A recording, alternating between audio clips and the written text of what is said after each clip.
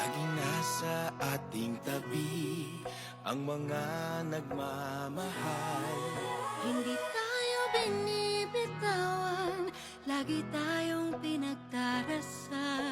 Nalalampasan ang pag-aalala sa bawat hakbang magkasama. Nakikita na ang daan sa bagong yugtong.